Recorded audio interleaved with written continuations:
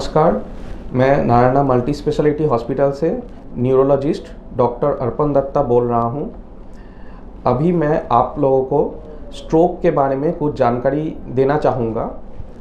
आप में से बहुतों को शायद ये मालूम होगा कि नार्व की जितनी भी बीमारियाँ हैं उसमें से प्रधान है ये स्ट्रोक। ये बहुत सारे लोगों को ये बीमारी होती है एवं इस बीमारी के कारण बहुत सारे पेशेंट मारे जाते हैं। जितने लोग ज़िंदा भी रहते हैं उनमें से भी बहुतों को हाथ पैर की कमज़ोरी रहती है, चलने फिरने का ताकत पूरी तरह से चला जाता है।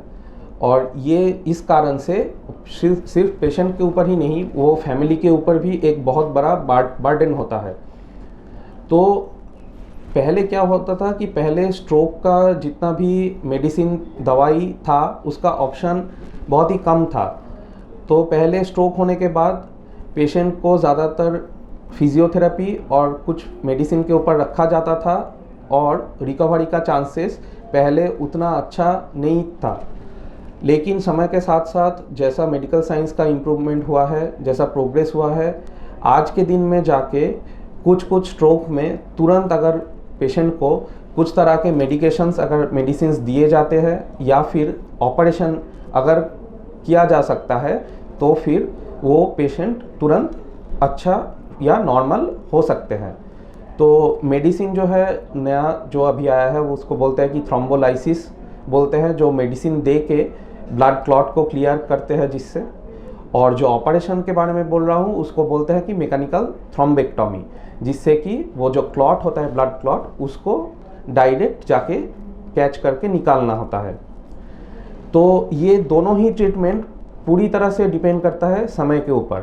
ये थ्रोम्बोलाइसिस की प्रक्रिया है, ये 4.5 घंटे तक ही किया जा सकता है और हर तरह के स्ट्रोक में नहीं होता है। आप लोगों को मालूम होगा शायद कि स्ट्रोक मेनली 2 तरह का होता है। एक में ब्लड सर्कुलेशन बंद हो जाता है और दूसरी तरह में ब्लड जो अच्छा এটা কি আরেকবার করছি दूसरी तरह में हाँ ब्लीडिंग होता है दूसरी तरह और एक दूसरी तरह का जो स्ट्रोक है उसमें क्या होता है कि सर का नस फट जाता है और वहाँ से ब्लीडिंग होता है।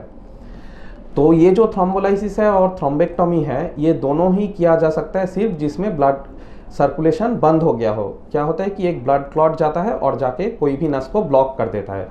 तो अगर 4.5 घंटे से पहले कोई स्ट्रोक रोगी को आप ऐसे ही हॉस्पिटल में ले जाते हैं जहाँ पे कि ये थ्रोम्बोलाइसिस या थ्रोम्बेक्टोमी होता है, तो वहाँ पे 4.5 घंटे के अंदर थ्रोम्बोलाइसिस किया जा सकता है। और जो थ्रोम्बेक्टोमी है वो सबसे अच्छा है कि 6 घंटे के अंदर अगर किया जा सके तो, लेकिन आज के दिनों में 16 या 24 घंटे तक भी किया जा सकता है।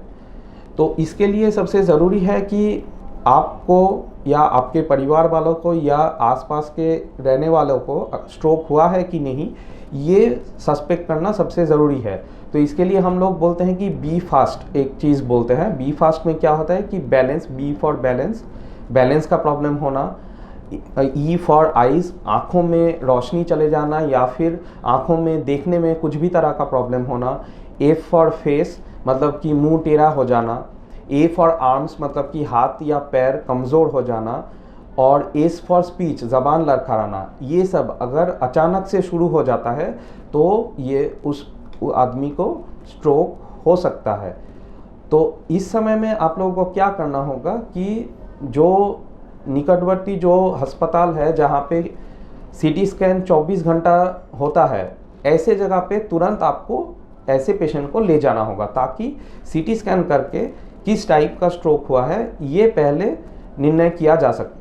फिर उसके बाद अगर उसको थ्रोम्बोलाइसिस या फिर थ्रोम्बेक्टोमी किया जा सकता है तो फिर वो अगर हो पाए तो ऐसी जगह पे ले जाना होगा।